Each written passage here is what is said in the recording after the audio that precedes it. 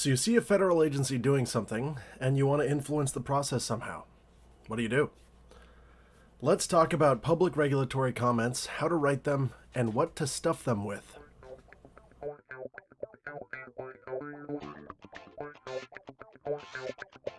the host of Fuddbusters is a lawyer, he is not your lawyer. If you pay him, maybe, either way you slice it, the video that you are about to watch is not to be construed as legal advice. Right now, the ATF has come through with their latest attempt at redefining a firearm frame or receiver. I've got a video on that subject from a couple weeks back. You should check it out if you're wondering what's inside. The proposed version that got filed last week is more or less the same with some technical and structural changes, and of course, a little more problem garbage sprinkled throughout. Rather than covering those changes, though, I wanted to have something that would be more useful in the future. So I wanted to cover the process of writing and submitting an effective public comment on a proposed federal rule. The best place to start, I've always been told, is with the basics. So let's cover just why we wound up needing to do this type of thing. Well, our Constitution sets up a government with powers that are few and defined. At least they're supposed to be. They're also supposed to be separated among different branches, the executive, legislative, and judicial branches. Generally, it's the job of the executive to handle those jobs explicitly in the purview of the president's authority, the legislative branch to create law, and the judicial branch to slap the other two when they misbehave. Of course, it didn't take long for our elected representatives to make this infinitely more complicated. As many of you know, our entire system of government got bonked pretty hard on the head around 1933 when Supreme Overlord Franklin Delano Roosevelt decided that the best governments govern the most and have the least regard for human rights. The legislature around that time began passing more and more laws that were super turbo vague and giving the executive branch the power to interpret and enforce these laws, basically giving the executive branch legislative power, which is kind of weird.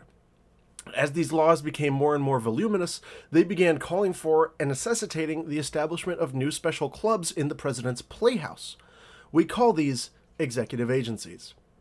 So naturally, when you take a bunch of unelected bureaucrats and tell them how special and unique they are, and that they can do anything they want if they just put their minds to it, they wind up doing more or less that. They'd interpret the laws in random and arbitrary ways, basically to fit whatever they needed at the moment, which, more or less, everyone agreed was kind of spooky.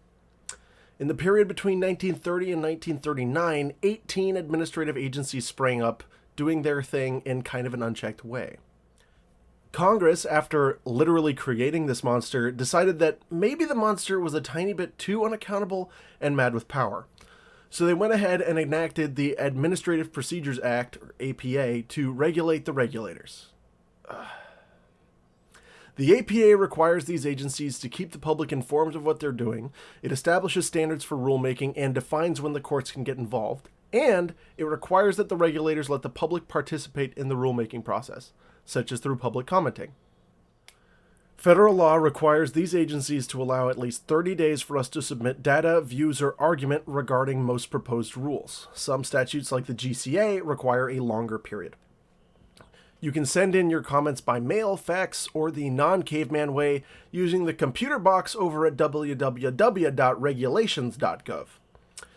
The thing to remember is that agencies must take into account all relevant matter presented during the commenting period, and they must respond to all of the issues raised in these comments. The final rule, which gets published after this period, has to include analyses of any of the data or other materials we submit and a justification for their final rule in light of these comments. If the agency faces stern opposition, they may decide to make substantial modifications to the proposed rule or start over entirely by publishing a new notice and thereby opening a new comment period. If not, the agency will put up its final findings along with the rule, which will go into effect generally 30 to 60 days from their publication in the Federal Register. At this point, the rule can be said to have the force and effect of law. So we want to file a comment. What do? Well, because we're bipeds who live in the future, let's skip all this mail and fax stuff and mosey on over to that inner tube and select regulations.gov. Right up at the top, we have a search box where we can key in our keywords. Of course, it's going to be a nightmare, and they're not going to give you what you want in a terribly intuitive way, but we can get there. How I like to do it, after putting in the keywords, I like to click Only Show Documents Open for Comment. If I still get a mess, I then narrow it down further to the particular bureau I wish to share words with. Right now, that's done here on the left under Agency. Select your favorite or least favorite agency. Then we see our proposed rule and hit Comment. Now here we can either jam our comment right out into the field provided, where we're limited to 5,000 characters, or we can attach our files to this page. Make sure to double check the directions at the end of the proposed rule for any specifics and make sure they're in your file. Generally, your comment must reference the document number. In the case of the framer-receiver redefinition, that's 2021 Romeo 05. It must be legible and must include your full name and address. It's generally redundant as you're submitting it right there on the page, but hey, it feels all formal. So what should you put in the comment? Well, this is where things get interesting. Remember, they have to respond to all significant points raised, those concerns that would actually require, if addressed, a change in the reg. Have to get responded to. Remember, the government's failure to respond to all of these significant concerns can actually expose them to liability or even invalidate the rule. While the form letters some organizations distribute are good for when you don't have the time to draft your own comment and they can exhibit broader public support for a position, nothing beats writing your own comment. The most effective comments make compelling arguments for or against the government's position clearly and succinctly.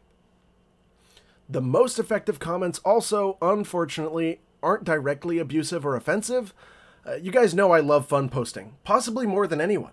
But here, ATF gets to ignore comments that contain profanity, so that sucks. After you write your header, which again includes the regulation name, docket ID, number, and all your info, write an opening sentence that gives you some background on who you are to establish your credibility. This can be based on whatever you bring to the table. It signals to whoever is reading them that you're to be taken seriously, and you don't need a postdoctorate in guns for this either. Something like, I'm a taxi driver with 10 years of experience with firearms and a deep concern for the state of the law in this area is more than enough to set your comment apart and get the lizard reading it to take you seriously. Then, after you introduce yourself, give a quick summary of the points you're going to make. Think of this part like an elevator pitch. If you were literally in an elevator with the ATF and you had 30 seconds to convince them you were right, what would you say? Put that here, just without the profanity. How I do it is I take all of the main points I'm going to break down further and I make one sentence on each and put them all cleanly into one paragraph. After that introduction, you can go into more detail on your objections, and you should. The summary will signal to the reader that you've thought out your argument and are likely to make some compelling points. Expound on each point you made in the summary, follow the same order that you set up there. You can rely on scientific evidence, surveys, your own data and calculations, your personal opinions, experiences, anecdotes, really whatever you want to buttress your arguments, and you can add attachments if you think it'll be helpful. You can bring up practical issues you see with enforcement, constitutional issues, concerns about arbitrary application, concerns about discriminatory application, literally whatever. Any points you raise that question the validity, enforceability, legality, or even prudence of the rule ought be given serious consideration and could make a substantial difference. So go out there, write it up, and give them hell. That's it for today. Let me just say I really appreciate you guys watching and subscribing. It makes a huge difference. If you want to support me more than that, I started up a Patreon and a Subscribestar. I've added benefits like a patron-only podcast, a Discord, and there's surely more to come. This kind of support will help enable me to make more content more regularly, something I'd really love to be able to do. There's also a link to the Fuddbusters sticker and the Magic ATF ball in the description below. Thank you all so much for watching to the end, and for your support. I'll see you next time, or if you become a patron or Subscribestar, I'll see you on the Discord. Remember, the anti-side has been working long and hard, passing laws and trying to make more. Anything more than minimum compliance is self-regulation. Y'all take care.